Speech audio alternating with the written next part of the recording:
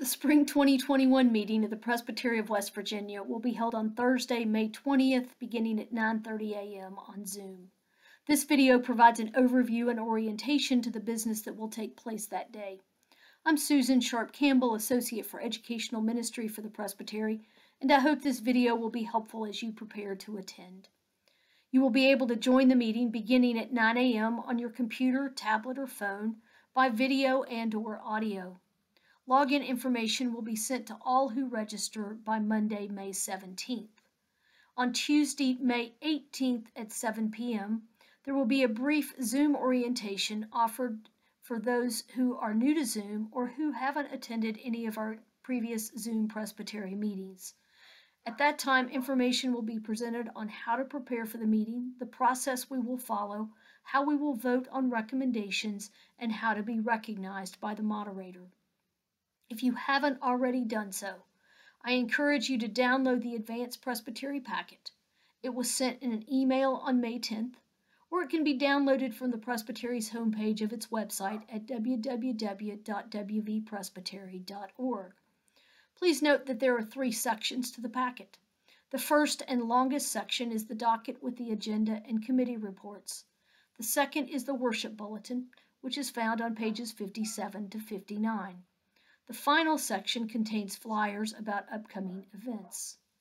As I walk through the meeting and the packet, I encourage you to follow along with the packet. I suggest that before the meeting you read all of the material in the packet so as to be fully prepared. But note, you do not need to print the whole packet. But if you can't split your screen or you don't have a second device, I do encourage you to at least print the docket and the worship bulletin so that you can easily reference them at the appropriate point in the meeting. Some of the key people during the meeting will be Nancy Kissinger, a ruling elder at Beckley Presbyterian Church, who is the Presbytery moderator, Ed Thompson, our general presbyter, Maureen Wright, our stated clerk, and Zach Morton, pastor of First Presbyterian Church Morgantown, who is our Zoom czar. They will help to ensure that the meeting goes as smoothly as possible. The docket, found on pages 1 and 2, identifies the order in which business will be considered. Note that any items marked with an asterisk are orders of the day, and they will be taken up at the designated time. The first item of business will be to approve the suspension of the Presbytery manual for this meeting so that we can meet by Zoom. While manual revisions to allow for such meetings have been approved, that action must be ratified at our next in-person meeting. Until we are able to vote to ratify the changes, we will continue to take this extra step.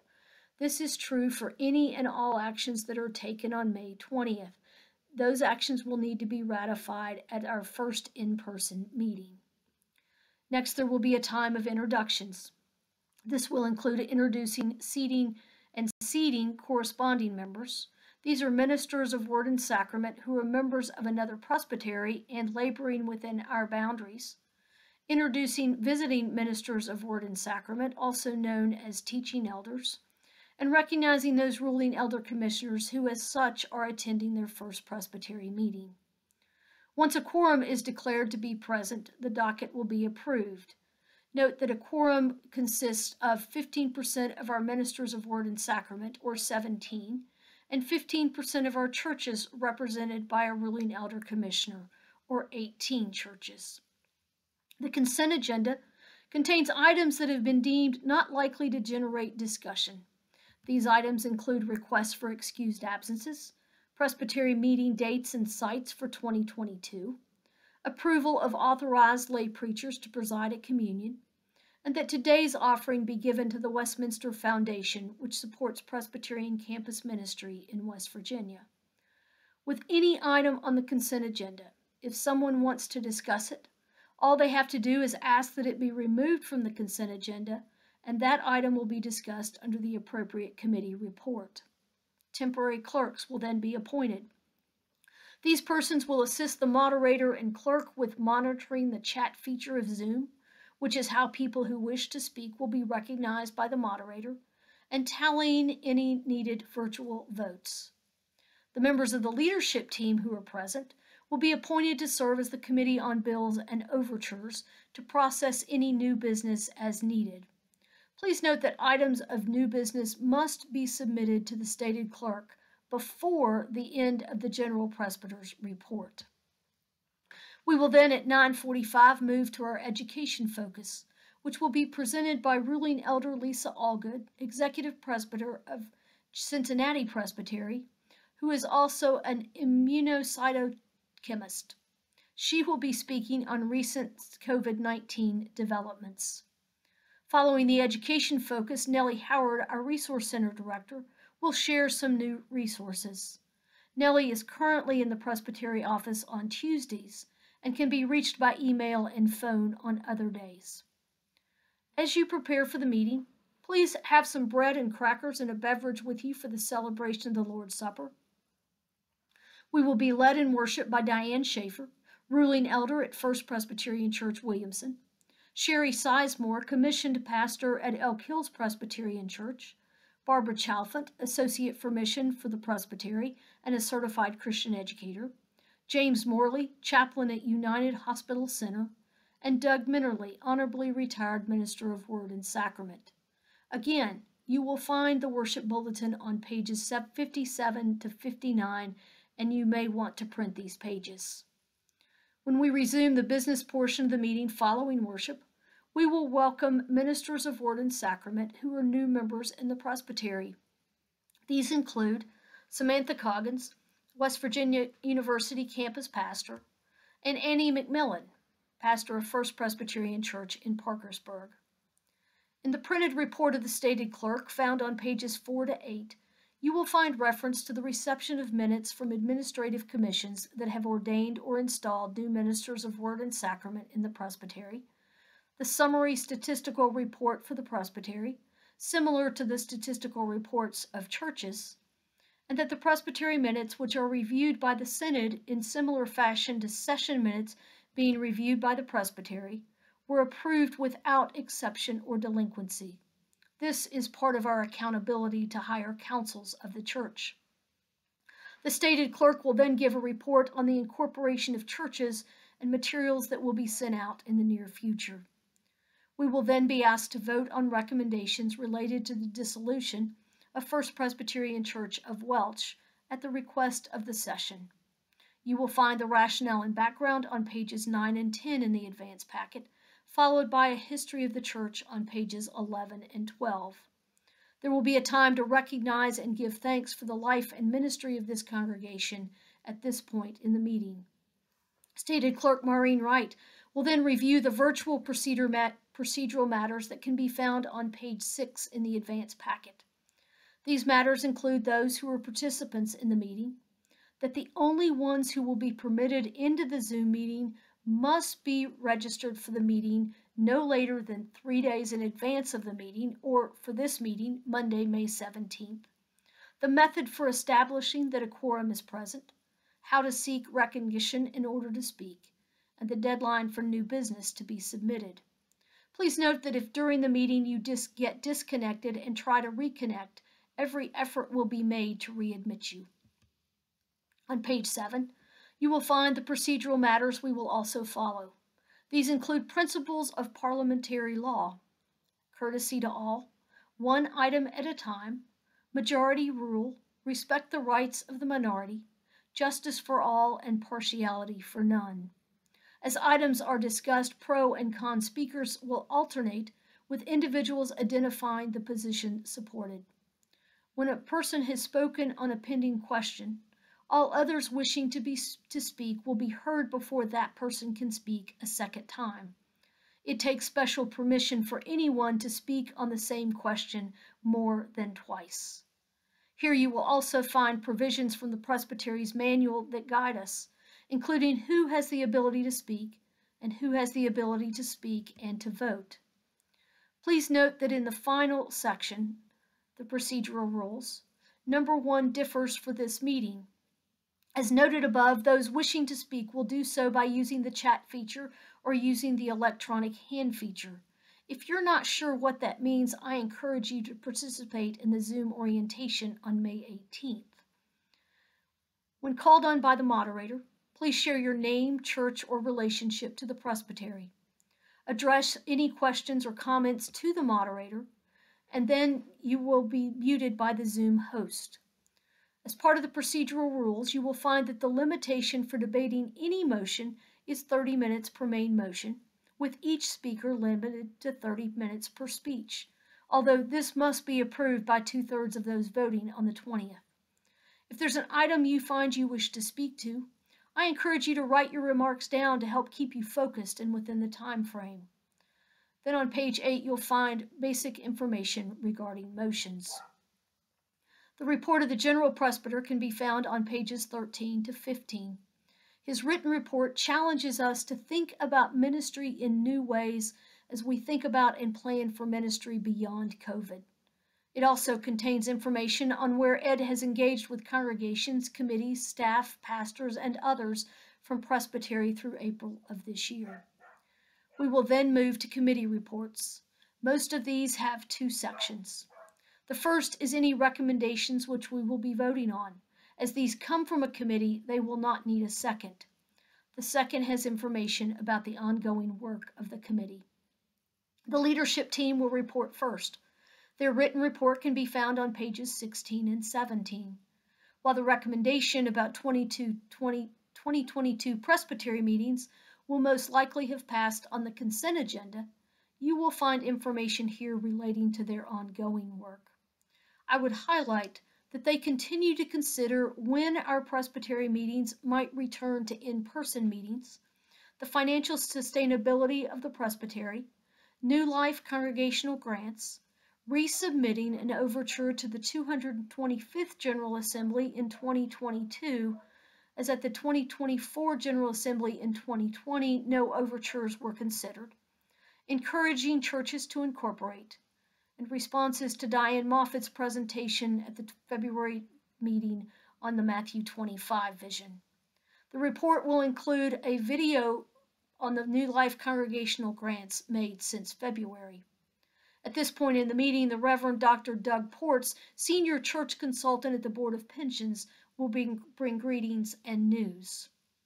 Sarah Specht, Program Director of Bluestone Camp and Retreat, will then be giving a report about Bluestone, highlighting church camping opportunities this summer.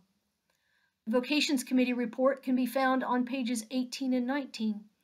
While the recommendation for approval of authorized lay preachers for communion will likely have been approved on the consent agenda, you will find information on the ongoing work of the committee as it meets with inquirers, reviews and revises its process and procedures document, and the Authorized Lay Preacher Commission Pastor Preparation Program.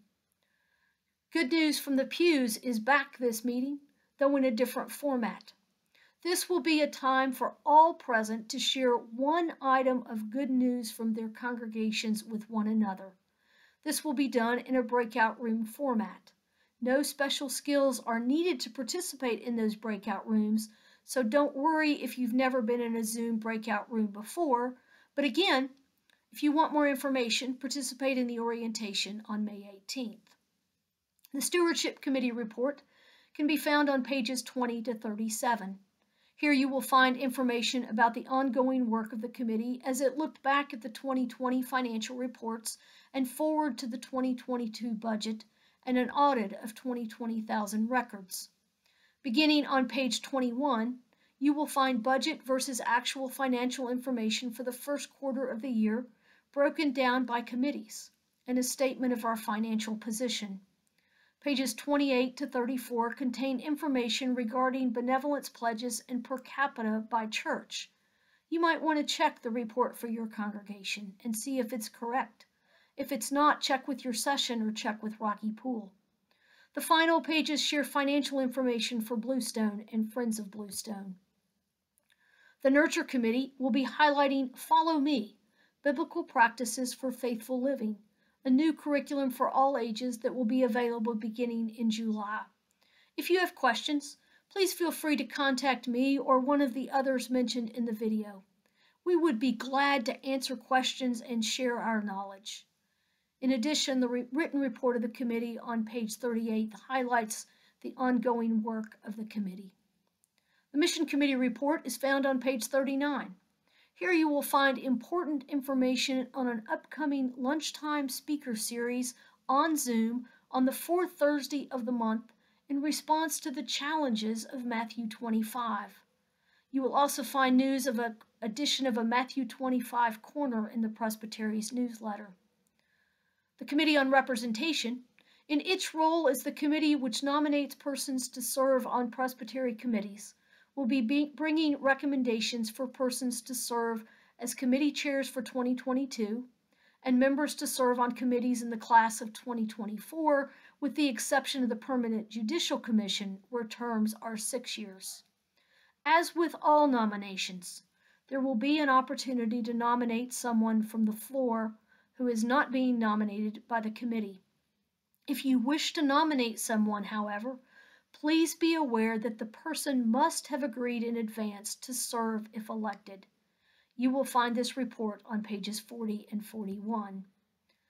The final committee that will be reporting at this meeting is the Committee on Ministry. You will find their report on pages 42 through 51.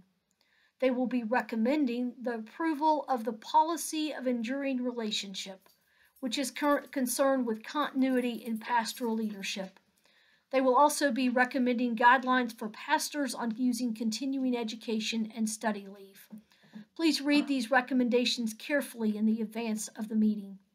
The information section includes approval of session moderators in churches without pastors, committee liaisons for churches in pastoral transition, mentors for ministers who are new to the presbytery with revised mentor guidelines, review of pastor compensation reports, review of policies related to the committee's work, contacting churches that haven't submitted session records for review, approval of covenants with pastoral leaders, approval of transfers of ministers and calls of new minister members, approval of ministries of members serving in validated ministries, which means they are serving in ministry other than in a local congregation, exit interviews, and 6-month reviews with pastors.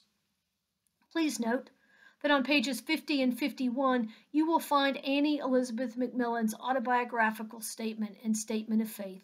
As mentioned earlier, Annie began her work at First Presbyterian Church in Parkersburg earlier this month. At the conclusion of the Committee on Ministry report, we will be commissioning Carrie Pressler as the commissioned pastor at First Presbyterian Church of Dunbar. Other committees have written reports only. The Administration Committee report on page 52 lifts up its work with the leadership team concerning Presbytery financial resources, and the Personnel Policy's parental leave policy has been brought into conformity with the parental leave policy of the Presbytery. It also notes that annual reviews of staff have been completed. The Bluestone Committee report on page 53 highlights the hybrid camps that will be offered this summer, that Bluestone is now open to outside groups, and that RV campsites are in the works. In addition, Friends of Bluestone has developed a worship service to be used virtually and in person. There's an option with it for congregations to support Bluestone's ministry financially. The Relations Committee report is on page 54. While triennial visits continue to be on hold due to COVID, they continue to make contact with clerks of sessions. Please note that they also continue to have some funds that can be used for cooperative ministries or multiple church ministries. On page 58, you'll find an evaluation form. You may complete the form in the packet, complete the form that will be emailed to you following the meeting and send it to the Presbytery office, or you may find the evaluation on the website and complete it online. Any way is fine, but please do complete it. It helps those who plan future Presbytery meetings. Following the evaluation form, you will find that second section of the advance packet I've mentioned earlier, the Bulletin for Worship. As noted above, you will want to have this where you can see it during the meeting. The final section contains flyers with information from the Bluestone Committee about the virtual worship service and summer family camp and venture camps. I've tried to hit the highlights of what will take place at the Presbytery meeting on May 20th, as well as the work of our committees. As mentioned earlier, I hope you will carefully read the entire packet prior to the meeting so as to become familiar with the recommendations that will be brought and informed about the work of the Presbytery through its committees. As we gather in councils, including this meeting, we trust that God's Spirit will lead us to discern together God's direction for our ministry and mission. We believe that we make decisions better together. So please come knowledgeable, yet open to the presence of the Spirit in our midst, guiding us in our discussions and decision making. I apologize for the sound of dog tags and dog sneezing in the background. I look forward to seeing you on Thursday. Thanks for watching.